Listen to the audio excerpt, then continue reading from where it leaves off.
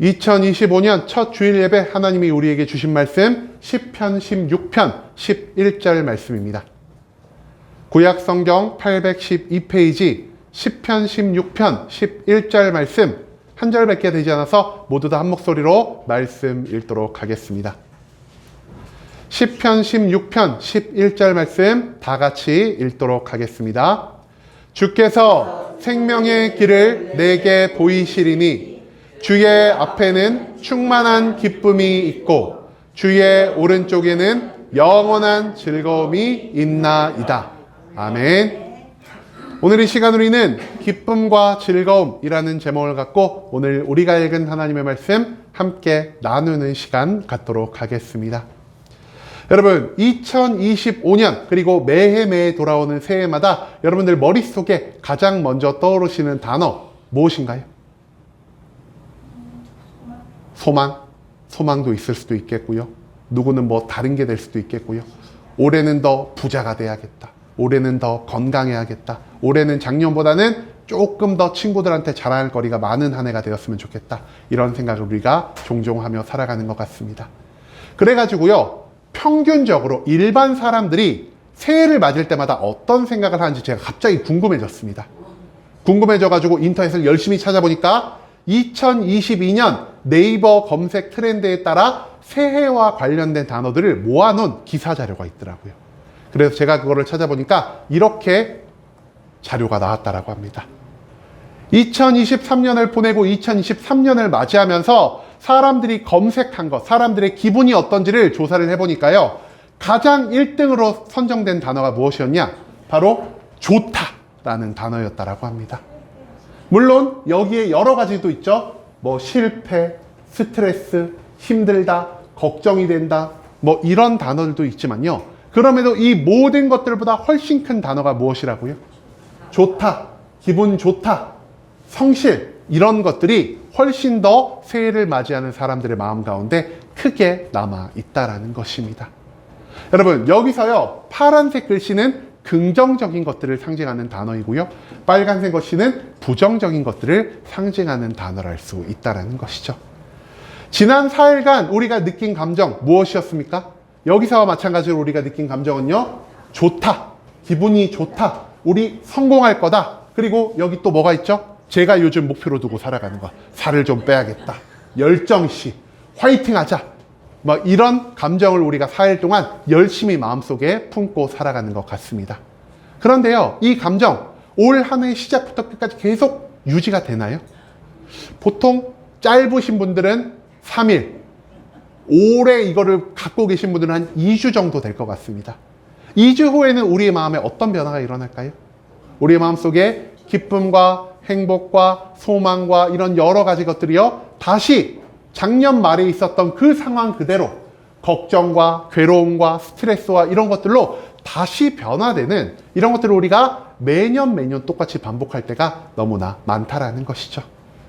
여러분, 그러면은 어떻게 하면 우리가 다시 이 행복, 이 기쁨, 이 소망을 평생 우리의 마음 가운데 온전히 담고 살아갈 수가 있는 것일까요? 오늘 본문 말씀에서 우리가 그 비밀을 함께 찾을 수가 있을 것 같습니다.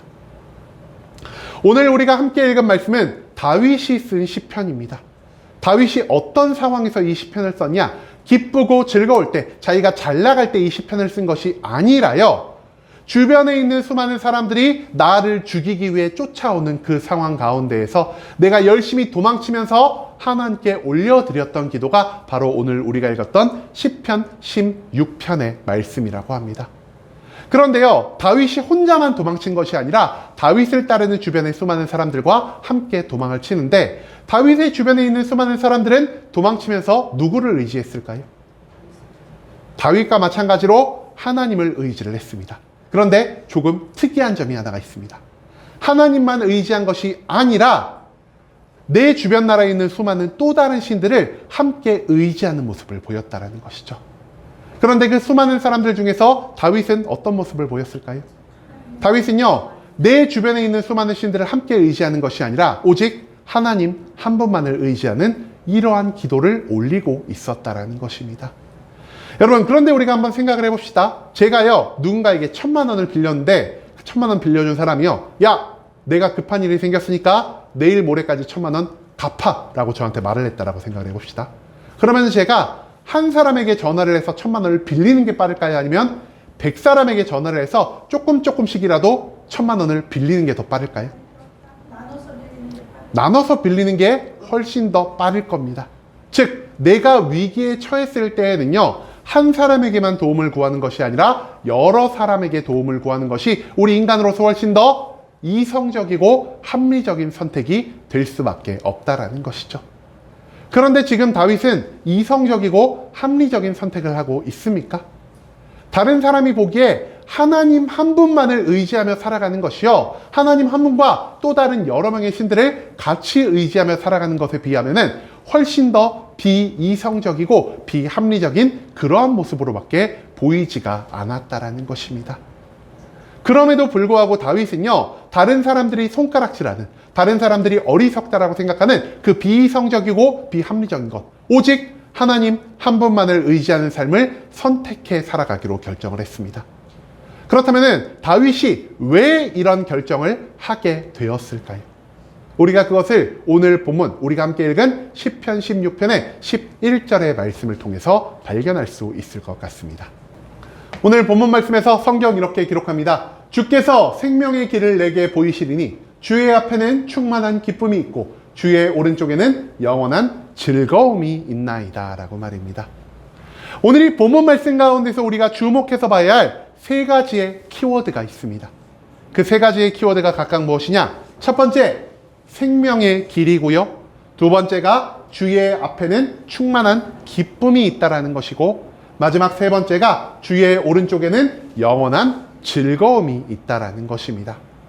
이 말씀을 조금 더 순서대로 배치를 해보자면요, 하나님이 나에게 보이신 생명의 길을 걸어갔을 때 그제야 내가 무엇을 얻을 수 있냐? 충만한 기쁨과 영원한 즐거움을 얻을 수 있게 된다라는 것을 다윗은 이 11절 말씀을 통해 우리에게 가르쳐 주고 있다라는 것이죠.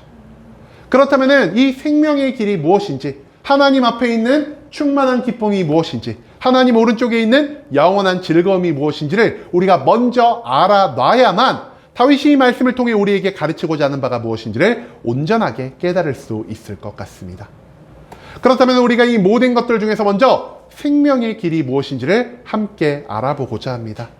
여러분, 생명의 길, 다윗은 지금 왜 생명의 길을 구하고 있는 것일까요? 다윗은요, 크게 두 가지 문제로 인해 생명의 길을 구하고 있습니다. 다윗의 삶에 발생한 첫 번째 문제 무엇이냐? 바로 육신의 생명을 위협하는 수많은 사람들의 위협이었다라는 것이죠. 제가 앞서도 말씀드렸죠. 다윗이 이 시편을 어떤 상황 가운데에서 기록했다라고 말씀드렸을까요?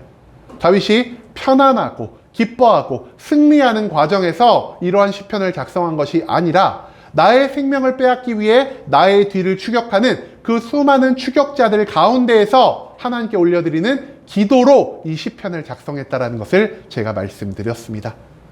한마디로 자신을 죽이기 위해 추격하는 사람들에게서 도망치는 상황 가운데에서 다윗이 구할 수 있었던 것은 하나님이 나에게 보여주실 생명의 길이었다라는 것이죠. 그는 생명을 위협하는 모든 문제에서 벗어날 수 있는 유일한 방법이 오직 하나님 한 분밖에 없다라는 것을 온전히 확신하였기 때문에 하나님이 나에게 보여주실, 이 세상의 다른 모든 신들이 나에게 보여주는 생명의 길이 아닌, 세상의 수많은 사람들이 이미 걸어간 생명의 길이 아닌, 오직 하나님이 나를 위해서만 예비해 주신 생명의 길을 걷고자 했다는 사실을 우리가 이 말씀 가운데에서 발견해야만 한다는 것입니다. 그런데 다윗이요, 단순히 나의 삶에 다가온 육신의 위협만으로 인해서 하나님이 보이신 생명의 길을 구하였던 것일까요? 그것은 아니라는 것입니다. 다윗이 하나님께 생명의 길을 구했던 두 번째 이유 무엇이냐? 바로 사망을 만들어내는 죄의 위협이 나의 삶을 매일매일 쫓고 있었기 때문이라는 것이죠. 나의 삶 가운데서 지금 발생한 문제가 사라졌다 한들 나의 사망을 만들어내는 죄악을 여전히 내가 가지고 있다면 나의 삶에는 또 다른 문제가 발생할 수밖에 없다는 것을 다윗은 온전히 깨닫고 있었습니다. 그렇기 때문에 지금 이 순간만을 모면하기 위한 생명의 길이 아닌, 나를 사망이라는 인간의 근본적이고 본질적인 문제에서 해방시킬 수 있는 온전한 구원을 얻기 위해서 다윗은 하나님이 나에게 보이실 생명의 길을 추구하며 나아갔다라는 사실을 우리가 오늘 이 본문 말씀 가운데에서 찾아볼 수 있게 된다라는 것입니다. 즉 다윗은요, 오직 하나님이 예비하시고 보이실 생명의 길만이 내 육신의 삶에 발생하는 모든 문제들을, 그리고 나에게 사망을 만들어내는 가장 근본적인 문제인 죄에서 나를 온전히 구원할 수 있을 거라는 확신을 갖고 있었기 때문에 이 세상의 모든 것이 아닌 오직 하나님 한 분만을 의지하며 나아갔다는 사실을 우리가 먼저 기억할 수 있기를 소망합니다. 그렇다면 과연 이 생명의 길은 어떤 의미를 담고 있다라 할 수 있을까요? 여러분, 생명하면 제일 먼저 떠오르시는 것 무엇입니까? 나를 살아 움직이게 하는 것을 우리가 생명이라고 하고요. 그리고 내가 태어났을 때부터 나에게 주어진 것을 우리가 생명이라고 생각할 때가 너무나 많은 것 같습니다. 그런데 이 성경에서는 생명을 어떻게 기록하고 있을까요?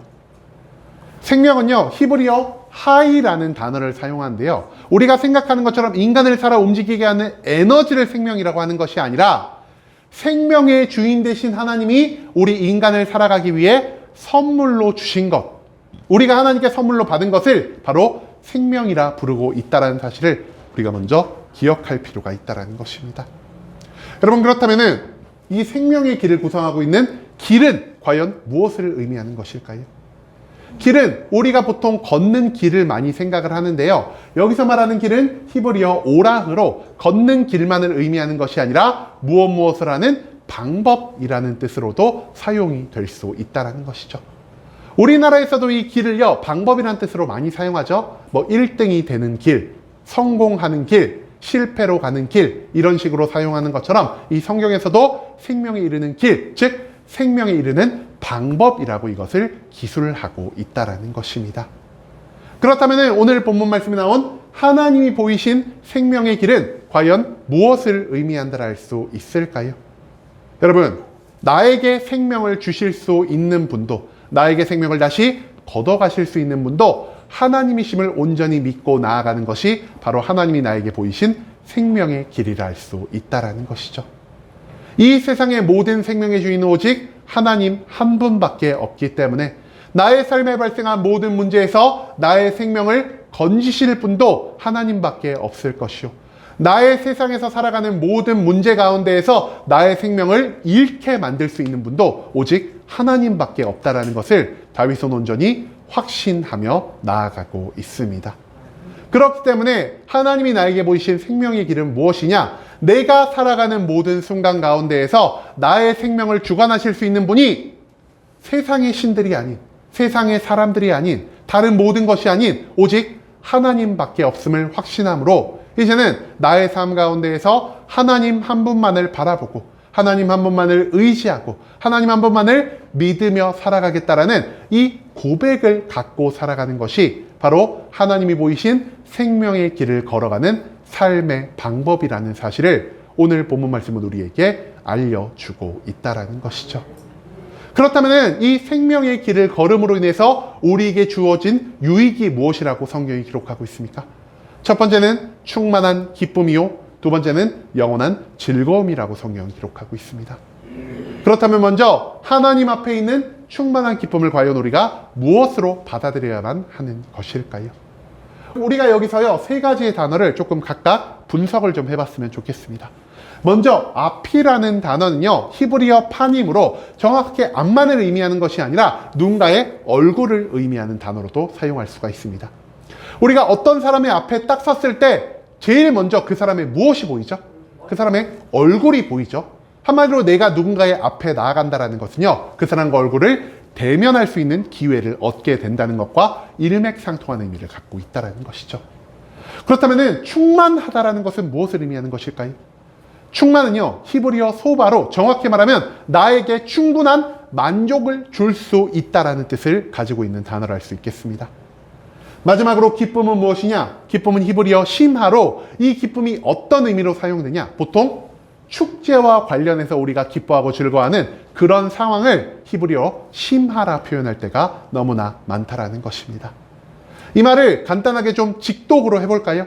하나님의 얼굴이 만족할 만한 기쁨이 되다로 우리가 이 말을 해석할 수가 있는데요. 이렇게만 하면 조금 우리가 이것을 받아들이기가 너무나 어려운 것 같습니다. 그래서 우리가 이것을 조금 풀어서요, 크게 두 가지의 의미에서 발생하는 기쁨이 무엇인지를 우리가 함께 알아봤으면 좋겠습니다. 여러분, 우리가 하나님의 생명의 길을 왜 찾는다라고 말씀드렸죠? 우리의 삶 가운데에서 문제가 발생하기 때문이라는 것입니다. 그런데 나의 삶 가운데에서 문제가 발생했을 때 내가 하나님이 주신 생명의 길, 즉 하나님 한 분만을 의지하고 믿고 바라보며 살아갈 때 그제야 우리는 하나님의 얼굴을 맞이할 수 있게 될 것이요, 나의 삶 가운데 발생한 모든 문제 속에서도 나는 항상 축제와 같은 기쁨을 누리게 될 수 있다는 사실을 다윗은 이 충만한 기쁨이란 단어를 통해 우리에게 가르쳐주고 있다는 것입니다. 여러분, 또한 문제를 해결하는 과정은 쉬운 과정일까요? 어려운 과정일까요? 문제를 해결하는 과정은요, 너무나 많은 희생, 너무나 많은 시간, 너무나 많은 인내가 들어가는 굉장히 괴로운 과정이라 할 수 있겠습니다. 하지만 이 모든 괴로운 과정 가운데에서 세상 사람들과는 달리 하나님 한 분만을 믿고 의지하며 나아가는 생명의 길을 선택한 자들은요, 하나님의 얼굴을 배움으로 인해서 이 모든 문제 해결 과정이 고통과 괴로움이 아닌 기쁨의 순간으로 변화할 수 있게 된다는 사실을 다윗은 오늘 이 충만한 기쁨이라는 단어를 통해 우리에게 가르쳐 주고 있다는 것입니다. 그렇기 때문에 문제 해결을 위해서 세상의 방법이나 인간의 도움, 나의 능력이 아닌 하나님의 능력, 하나님의 축복, 하나님의 구원만을 의뢰하며 나아간 하나님의 생명의 길을 선택한 자들은 모든 문제 가운데에서만 기쁨을 누리는 것이 아니라 문제 해결의 괴롭고 고통스러운 과정마저 축제의 기쁨으로 여기며 살아갈 수 있게 된다는 사실을 다윗은 내가 수많은 사람들에게 목숨의 위협을 받는 그 추격 가운데에서 깨달을 수 있게 되었다는 것입니다. 마지막으로 생명의 길을 선택한 자에게 하나님이 무엇을 주신다라고 다윗은 말하고 있죠? 바로 하나님 오른쪽에 있는 영원한 즐거움이 주어진다라 말을 하고 있습니다. 그렇다면 이 오른쪽, 영원하다, 즐거움이란 단어는 각각 무엇을 의미한다라 할 수 있을까요? 우편은요, 히브리어 야민으로 오른쪽이란 뜻을 갖고 있지만 고대 이스라엘에서 이 오른쪽은 무엇을 의미하는 것이었냐? 힘과 권능의 상징을 표현하는 것으로 사용되기도 했다는 것입니다. 영원은요, 히브리어 네차어로 우리가 알고 있는 것처럼 영원, 지금부터 시작해서 끝나는 그 시간까지 끊김없이 계속 유지되는 그 무언가를 우리가 영원이라 부르고 있고요. 마지막으로 즐거움은 무엇이냐? 히브리어 나임으로 행복을 의미하는 단어를 할 수 있다는 것이죠. 한마디로 하나님 우편에 영원한 즐거움이 있다는 것은요, 하나님이 자기가 가지고 있는 권능을 통해서 나에게 끊이지 않는 영원한 행복을 주시겠다라는 약속의 말씀으로 우리가 받아들일 수 있게 된다는 것입니다. 여러분, 생명의 길을 선택함을 통해 다윗이 가장 먼저 추구한 것 무엇이었습니까? 다윗은요, 지금 나의 삶에 찾아온 문제의 해결만을 촉구하는 모습을 보였습니다. 그런데요, 나의 삶 가운데서 찾아온 문제 하나가 해결되었다 한들 나의 삶이 행복으로 가득 찰 수가 있을까요? 문제가 해결되었다는 것은요, 고통이 사라졌다라는 것이지 나의 삶에 행복이 찾아오는 것은 아니라는 것입니다. 그렇기 때문에 다윗은요, 나의 모든 고통을 하나님 한 분만을 의지함으로 해결한 다음 하나님은 그 문제의 해결만으로 우리를 버려두시는 것이 아니라 고통 가운데에서 하나님 한 분만을 끝까지 의지하며 나아간 자들, 나의 힘을 의지하지 않고 세상의 도움을 의지하지 않고 또 다른 신이나 사람을 의지하지 않고 하나님만을 바라보며 나아간 그 사람들에게 또 다른 축복을 예비해 놓으셨다는 사실을 우리에게 가르쳐주고 있다는 것입니다. 즉, 모든 문제 해결만으로 하나님이 자신의 일을 마쳤다라고 생각하는 것이 아닌 문제 해결 다음 모든 상황 가운데서 나를 의지한 너희에게 영원한 축복을 허락하노라라는 이 약속의 말씀을 하나님이 하나님 우편에 영원한 즐거움이 있다라는 이 구절을 통해 우리에게 하고 계신다라는 사실을 우리가 또한 기억할 필요가 있다라는 것입니다. 또한 하나님이 그 권능으로 우리에게 부어주신 축복, 어떤 축복입니까? 단 한순간만 내가 느낄 수 있는 축복이 아니라요, 지금부터 내가 죽음에 이르는 그날까지, 그리고 우리가 죽은 다음 부활하여 영생을 살아가는 그날까지 계속해서 이어질 수 있는 영원한 축복, 영원한 행복이 우리를 위해 예비되어 있다는 사실을 다윗은 또한 우리에게 가르쳐 주고 있습니다. 문제의 해결과 문제 가운데에서도 우리가 축제와 같은 기쁨을 누릴 수 있는 유일한 방법, 그리고 문제의 해결 다음 우리의 삶에 끊임없이 발생하는 영원한 행복은 오직 무엇을 통해서만 얻을 수 있다라고 다윗은 말하고 있습니까? 하나님이 우리에게 보이신 생명의 길, 이 세상 모든 것 가운데에서 하나님만을 바라보고 하나님만을 의지하고 하나님을 믿는 그 한 가지의 방법을 통해서만 완성될 수 있다는 사실을 다윗은 오늘 이 말씀을 통해 우리에게 가르쳐 주고 있다는 것입니다. 여러분, 새해가 시작되고요. 앞서 말씀드린 것처럼 2주만 있다면 우리의 삶 가운데 있는, 우리의 마음 가운데 있는 행복과 소망과 기쁨의 모든 것들이 점차 사라져가고 있는 것을 여러분들은 지금도 느낄 수 있을 것 같습니다. 그런데요, 왜 이 우리 안에 자리 잡았던 기쁨과 소망이 금방 없어지는 것일까요? 그 이유는요, 2025년에도 우리는 여전히 세상을 의지하고요, 사람을 의지하고요, 나의 힘과 능력을 의지하고 있기 때문입니다. 이런 근거 없는 것들을 의지할 때 우리는 잠시간의 행복을, 잠시간의 소망을 느낄 수 있지만 이 잠시의 시간이 흘러간 다음에 다시 우리의 삶에 찾아오는 것은 무엇입니까? 우리의 삶에는요, 과거와 같이, 작년과 같이 또 다른 문제들이 계속해서 우리의 삶을 찾아올 수밖에 없을 것이요. 우리의 삶에 발생하는 수많은 문제들로 인해 우리는 고통과 괴로움과 걱정, 스트레스를 달고 살아갈 수밖에 없다는 사실을 오늘 본문 말씀은 우리에게 가르쳐 주고 있다는 것입니다. 그렇기 때문에 이렇게 새롭게 밝은 2025년, 우리가 의지해야 하는 것 무엇입니까? 우리는요, 세상을 의지하는 것이 아닌, 사람을 의지하는 것이 아닌, 나의 힘과 능력을 의지하는 것이 아닌 하나님이 우리에게 보이실 생명의 길, 하나님만을 믿고 하나님만을 바라보고 하나님을 의지하는 그 생명의 길을 걸어가야 한다는 사실을 오늘 본문 말씀은 우리에게 가르쳐주고 있다는 것입니다. 그렇다면 이 생명의 길을 선택할 때 과연 우리의 삶에는 어떤 놀라운 것들이 일어날 수가 있는 것일까요? 생명의 길, 제가 무엇이라고 말씀드렸죠? 생명의 길은요, 특정한 것이 아닙니다. 우리가 매일매일 신앙생활을 하는 것처럼 하나님만을 바라보는 것, 하나님만을 의지하는 것, 하나님만을 믿고 살아가는 것이 바로 하나님이 우리를 위해 보이신 생명의 길을 걸어가는 삶이라 할 수 있다는 것이죠. 그런데 우리 그리스도인들이 하는 가장 큰 착각 무엇일까요? 하나님을 믿고 살아가면 나의 삶 가운데 아무런 문제가 발생하지 않을 거라는 것입니다. 하지만 실제 그럴까요? 하나님을 믿고 살아가는 여러분들, 정말 삶에서 문제가 단 한 가지도 발생하지 않으셨습니까? 그렇지가 않다라는 것입니다. 하나님을 믿고 살아감에도 불구하고 우리의 삶에는요, 여전히 수많은 문제들이 존재하고 있다라는 것이죠. 하지만 이 수많은 문제들 가운데서 세상 사람들은 고통과 괴로움을 느끼지만 생명의 길을 선택한 우리들, 생명의 길을 선택함으로 하나님의 얼굴을 맞이할 수 있는 우리들은요, 어떤 감정을 느낀다라고요? 이 문제가 만들어내는 고통과 괴로움 가운데에서도 여전히 나는 하나님 한 분만으로 인해 기뻐할 수 있고요. 문제를 해결해 나가는 그 괴로움의 시간마저도 축제의 기쁨으로 여길 수 있는 마음의 변화가 일어난다는 사실을 우리가 절대로 잊지 않을 수 있기를 소망합니다. 또한 문제가 해결되는 것만으로 하나님이 이제 우리에게 할 일을 다 했다라고 우리를 떠나가시는 것일까요? 그게 아니라는 것이죠.